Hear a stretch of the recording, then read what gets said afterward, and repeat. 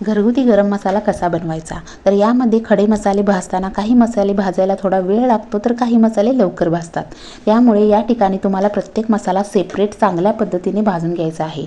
यासाठी प्रथम जिरे भाजून घ्या, त्यानंतर धने, लवंग, दालचिनी, शहाजिरे, जावित्री, काळी मिरी, चक्रफूल आणि मसाला वेलची, हिरवी वेलची, तमालपत्र.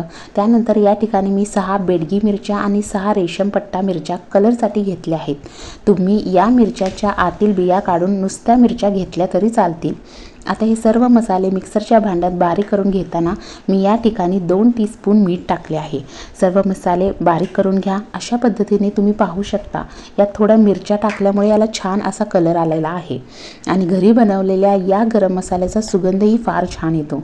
तुम्ही सुद्धा हा गरम मसाला घरी बनवून नक्की पहा. तसेच या गरम मसाल्याबद्दलची आणखी माहिती मी उद्याच्या भागात सांगेन. तोपर्यंत या चॅनलला सबस्क्राईब करायला विसरू नका.